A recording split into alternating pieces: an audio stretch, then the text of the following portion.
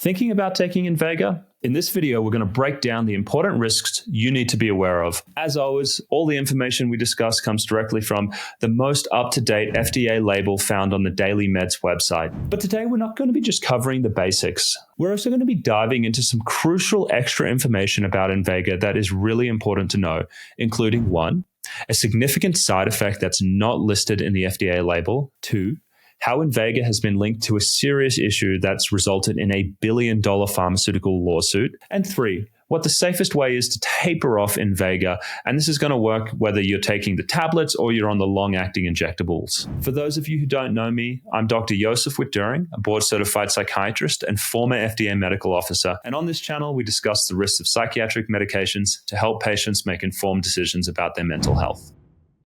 Okay, so let's dive into this. What I want you to know is that we're going to be reviewing the label for the extended release tablets, which is the most common form of Invega used. However, this is going to be relevant for all of the long-acting injectables as well, whether it's Invega Sustenna, Trinza, or Halfyeara. So it's all the same active ingredient, so this will be relevant for that as well. So the first thing that you want to be aware of with Invega is that it has a boxed warning for increased mortality in elderly patients with dementia-related psychosis. What this refers to is that there's a lot of patients who are in nursing homes who have dementia and they have behavioral problems, and quite often they get given antipsychotics just like Invega.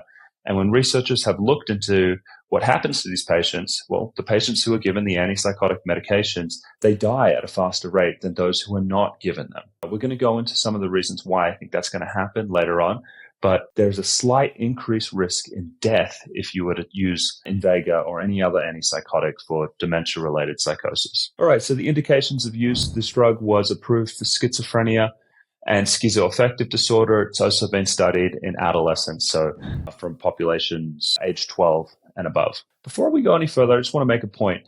Invega and Risperdal are really similar. In fact, Invega is the active metabolite of Risperdal. So with some psychiatric drugs, the drug and then what the drug gets broken down into in the liver are both pharmacologically active. And that's what happens with Risperdal, the drug and then its metabolite, Paliperidone, which is Invega. That's the same thing, Paliperidone and Invega.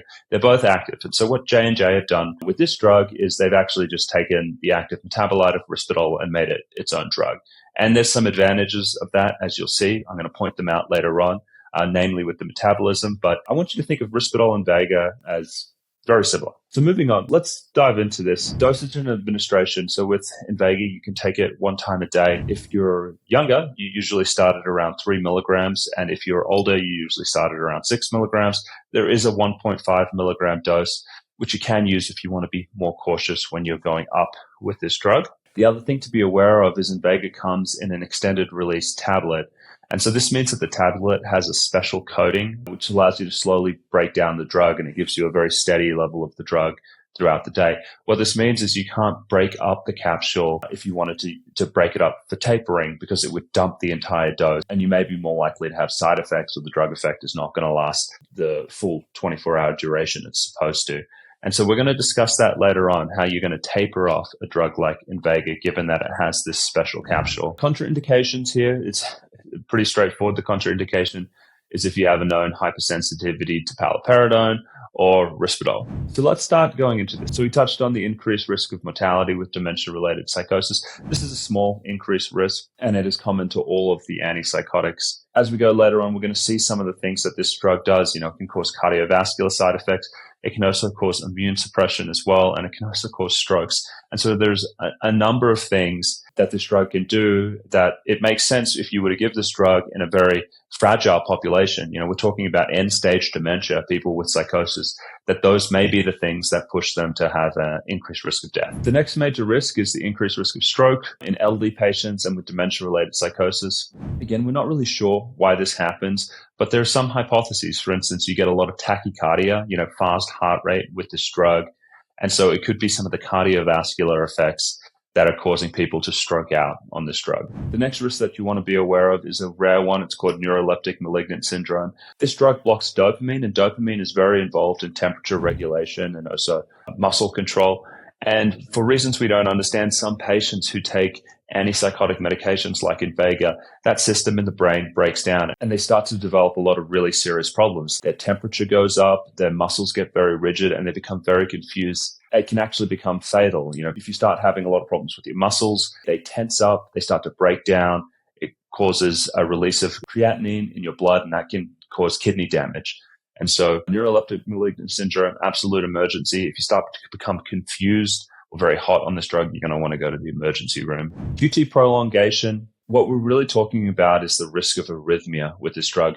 Antipsychotics, just like all psychiatric medications, carry a slight increased risk for cardiac arrhythmias. So if you have a history of cardiac arrhythmias, or if you're taking other drugs that are associated with cardiac arrhythmias, you may want to avoid taking Invega or have a consultation with a cardiologist so they can assess the effect of the drug on your heart. Next, we have the risk of tardive dyskinesia.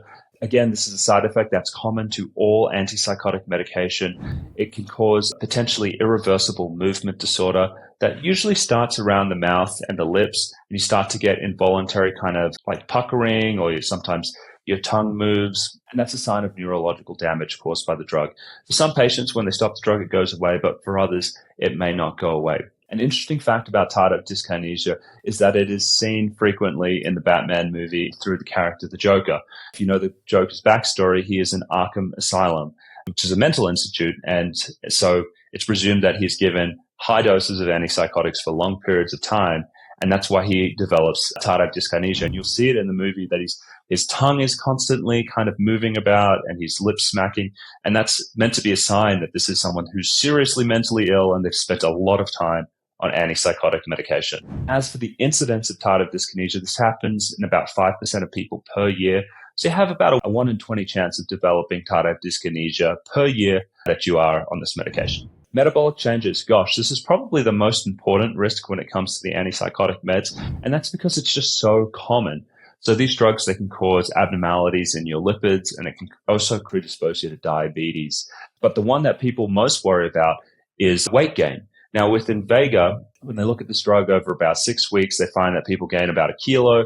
That's about 2.5 pounds. But when people have looked at longer studies of antipsychotics that have gone up to a year or more, this weight gain doesn't just plateau at the 6-week mark. The weight gain continues to rise. It also rises in a dose-dependent manner, meaning the more of the drug that you take, the more weight gain you're going to gain. I see a lot of variability here. I'll see some people and they might gain 10 pounds in a year and then they kind of plateau off. But I've also seen many patients gain like 50 pounds, and some patients even gain 100 pounds over a year of using antipsychotic medications just like Invega. A few last things to mention. One, the weight gain tends to be more pronounced on younger patients who have a lower BMI. They have a lower weight to begin with. And if you're taking this drug, you're going to want to get frequent like glucose levels and your lipids measured and your weight measured by your doctor. They should be monitoring that really closely. So if you start to have a lot of these problems, it can be integrated into your treatment plan, and you can decide whether it's really going to work for you to take Invega in the long term. The next risk that is really interesting to know about is hyperprolactinemia. Now, Risperdal, again, remember that it's kind of like the parent drug of Invega. Risperdal breaks down into Paliperidone, which is Invega. Risperdal is associated with increased prolactin levels, and so is Invega. Now, why is this relevant? This is unique from the other antipsychotic drugs. While other antipsychotic drugs can do this, they don't do it as much as Risperdal and Paliperidone. J&J has actually gotten in a lot of trouble because of this. And so what happens with increased prolactin levels is it causes a lot of hormonal dysregulation. And in fact, it can cause something called gynecomastia in men. And what that is the development of female breast tissue. Obviously, this is extremely disfiguring and embarrassing for the men. And Johnson & Johnson actually got in a lot of trouble because of this. They were marketing risperidone off-label to young populations that hadn't really been studied on this, and they weren't warning them about this.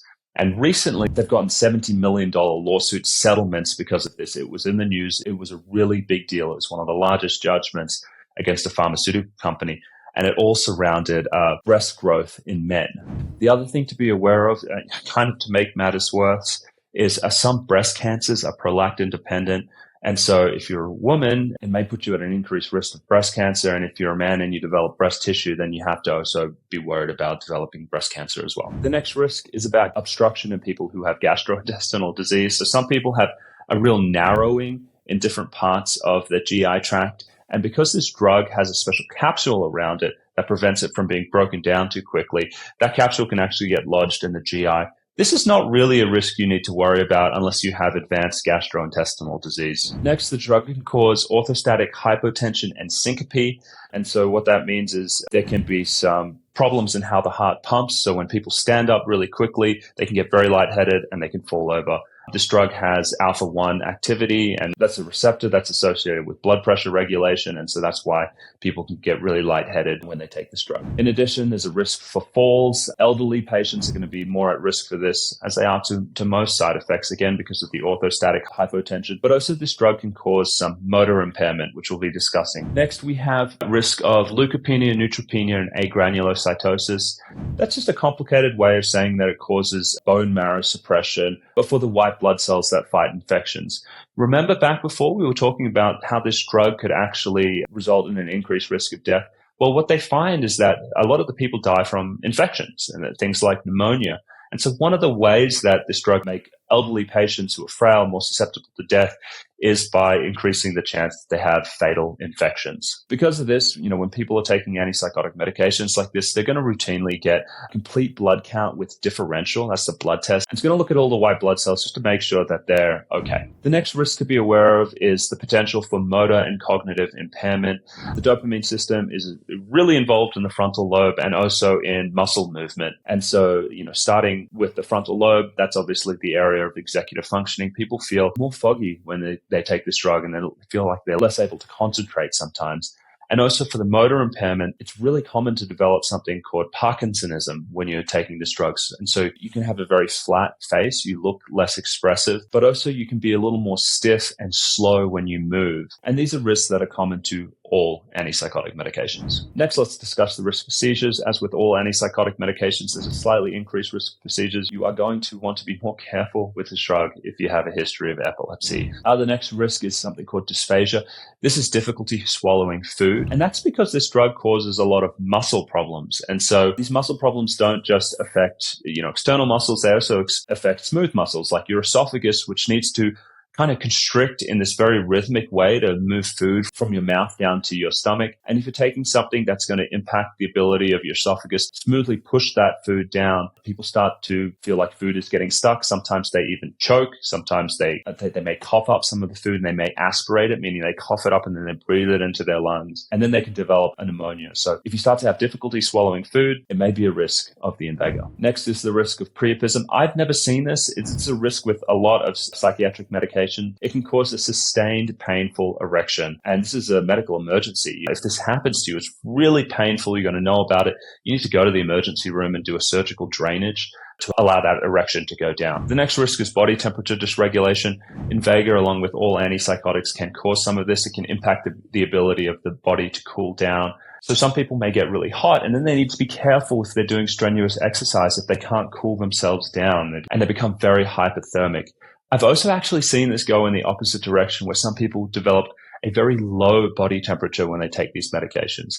And so if your body temperature is going too high or too low, it could be a result of the Invega. Now, as I mentioned in the beginning, there was one risk that I saw was not put here, and it's actually really important. And that is the risk of mood blunting and feeling flat. A lot of patients who take antipsychotic medications, they develop anhedonia. And this is where they lose their joy and their drive for doing things they previously wanted to do. They might find that they don't want to see their friends as much, or they don't want to do activities as much. And they feel kind of disconnected and flat.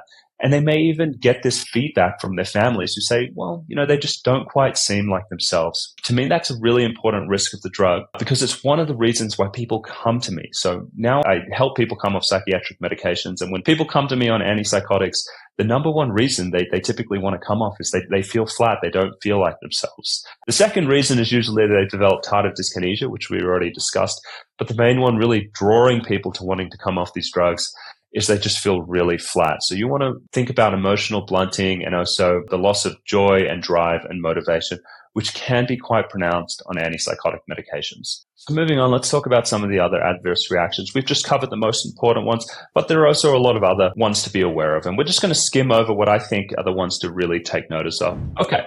So what we're looking at here right now is from one of the 6-week placebo-controlled trials where people were given different doses of the drug compared to placebo. And this is all percentages here. You've got placebo group here, and then you have the different doses. And then we've got the adverse reactions here. I'm just going to point out the ones I want you to be aware of. Tachycardia right here. So as you can see, there's almost double the rate of tachycardia in the groups who get the drug. As we discussed previously, there's a high risk of stroke. That may be tied into the propensity of this drug to cause cardiac problems, which increase blood pressure and increase your likelihood of having a stroke. The next one to be aware of is akathisia. From my perspective, akathisia really should probably be an important risk discussed further up, because akathisia is, it's thought of as this movement disorder where people kind of pace back and forth. But there's also this really intense psychological component to it where people feel like they're literally losing their mind. They can feel on edge, they can become impulsive. Patients become violent when they develop akathisia. They can also become suicidal. And what we're seeing here is, there's as you go higher on the dose, you're more likely to develop this. And on the highest dose, there's 10% of people developing akathisia.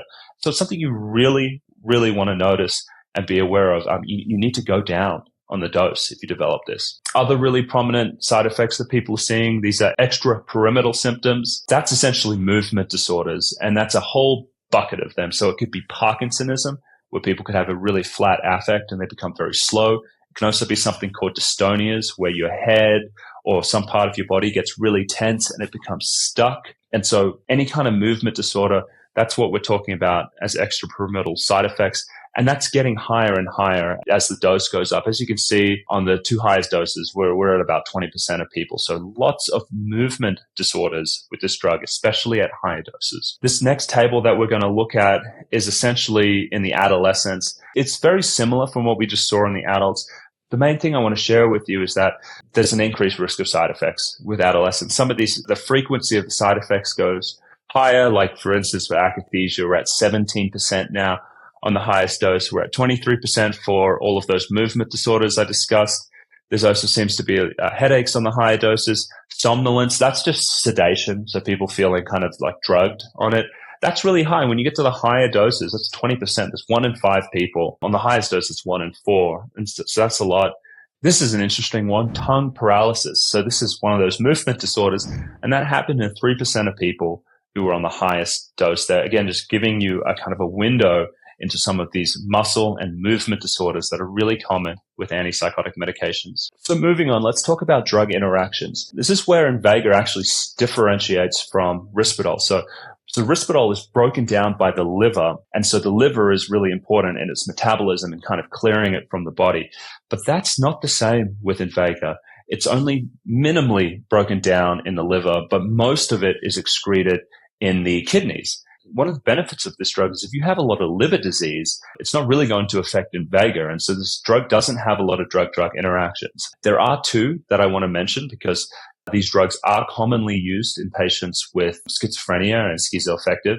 And the first one is going to be carbamazepine. So carbamazepine is a drug that can be used in bipolar disorder off-label. And so sometimes patients with schizophrenia or schizoaffective are going to be on this. It can cause a slight decrease in the concentration of Invega. So if you're on carbamazepine, also known as Tegretol, and then you start Invega, you're just going to want to watch that more closely, just to make sure that you don't inadvertently start underdosing yourself on Invega, because the carbamazepine is lowering the dose. The other one you want to be aware of is Depakote. This is quite common in patients with bipolar disorder. This can cause about a 50% bump in the dose when you take it. So if you're on Invega and then you start to add Depakote, you may want to follow up closely with your doctor because you may need to lower the dose of Invega so you don't end up on too much. Next, we're going to talk about what happens when you use Invega in pregnancy.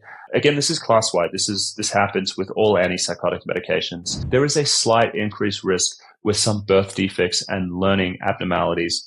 And so what they found when they've looked at humans in a big database study, there was a slight increased risk in major birth defects and for cardiac malformations in the group of women exposed to paliperidone during the first trimester of pregnancy. And so that's the most important trimester, at least for organ development and central nervous system development. Most of that is happening in the first 12 weeks.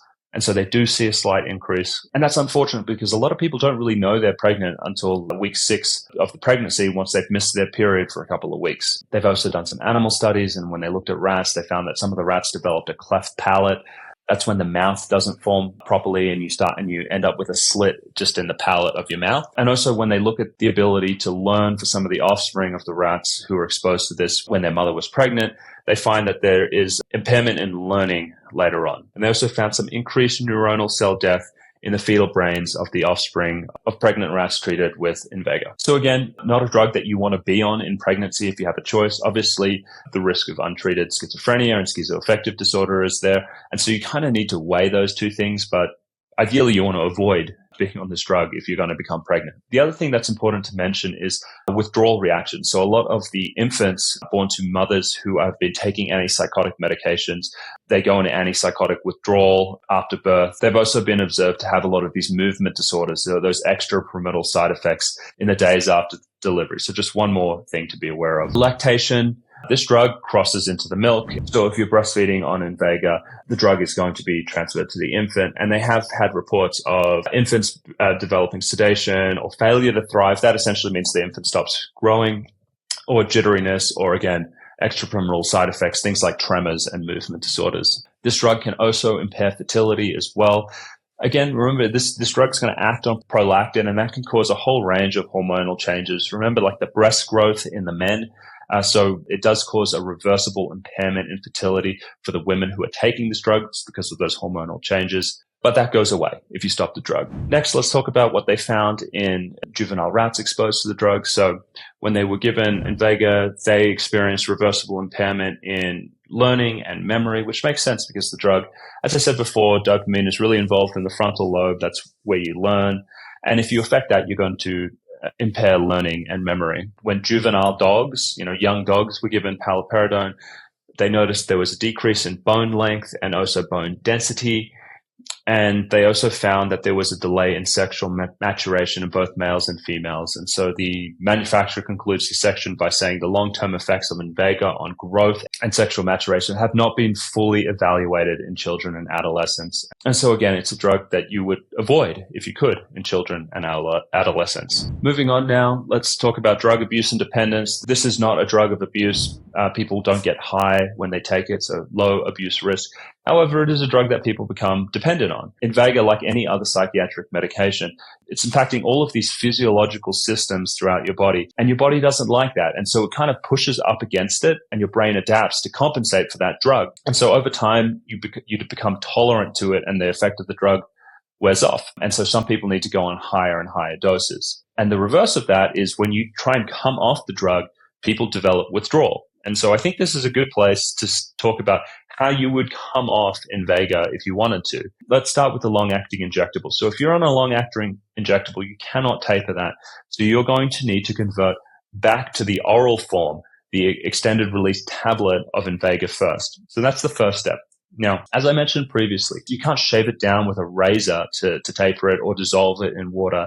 You need to convert back to Risperdal. And the general conversion is that 3 milligrams of paliperidone equals 2 milligrams of Risperdal. And so you would find the equivalent dose of Risperdal, and then you would transition over to that. Now, Risperdal is a great drug to taper from, and that's because it can be liquefied if you needed to. So Risperdal comes in an oral solution that you can get from CVS or Walgreens or any retail pharmacy. You could also compound it as well if you wanted a custom solution. And because of that, you could then get your dose in liquid, and then you could use a syringe, and you have a lot of precision with a syringe. And so you can slowly remove just smaller and smaller amounts of Risperdal and guide yourself down safely. And so that's how I would taper off Invega if I was doing it with one of my patients. So moving on. So overdose, this drug can potentially be fatal in overdose. It causes all of these cardiac problems. It can cause seizures as well. And so if you overdose on the drug, go to the emergency room. You're going to need supportive care. The next section, let's talk about the carcinogenicity. So that's the ability of a drug to cause cancer. Here is what they found. So they have found an increased risk of pituitary adenomas.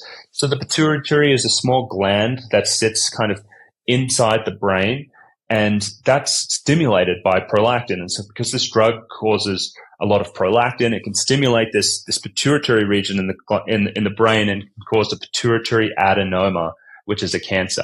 Unsurprisingly, this drug can also cause other endocrine, so endocrine meaning the hormones, it can cause other endocrine cancers. And so we've got endocrine pancreatic adenomas in there, so pancreas cancer, and also mammary gland adenocarcinoma, so breast cancers as well. The next section here is this is mutagenesis. There can be a couple ways drugs can cause cancer. So as we just saw, some of those hormonal tumors like the pituitary, the pancreas, and the mammary gland tumors, they're stimulated by the abnormal hormonal state that the drug causes. Some other drugs, especially things like chemotherapies, they cause cancer because they directly damage DNA.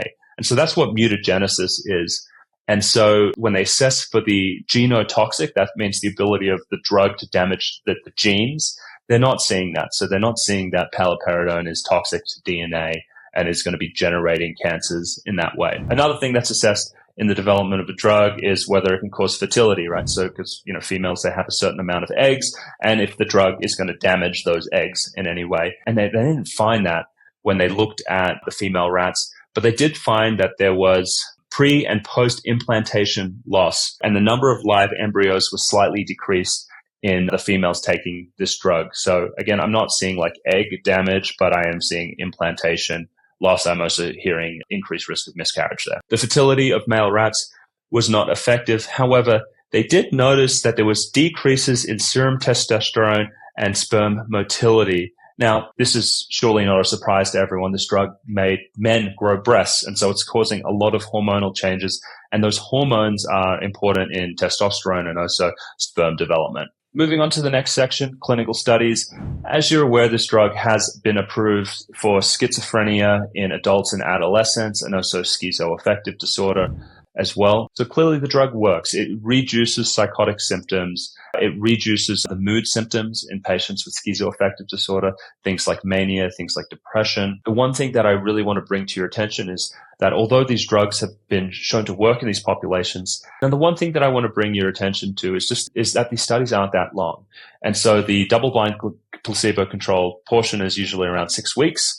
And then there's open label extension that never really goes longer than a year. What that means is we only really have evidence of the effectiveness of this drug for up to a year, which is great, but a lot of people take this drug for a lot longer than a year. And so I have to kind of speak about what I see clinically here. There are a group of people, they'll take the drug, they stay on the same dose, and they're fine. It works. It's reducing their psychotic symptoms. It's helping them function.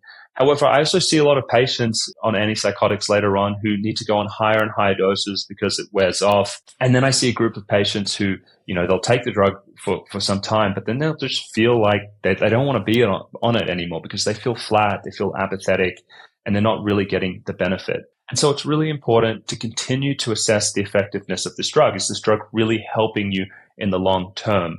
That has to be decided on an individual basis. There you have it. That's our deep dive on paliperidone or Invega. If you take this drug and you feel comfortable, please share your experience in the comments below. It's always really interesting to read that. Thank you for watching this video. If you got value out of it, please consider liking the video and subscribing to the channel so you don't miss future videos just like this. Thanks.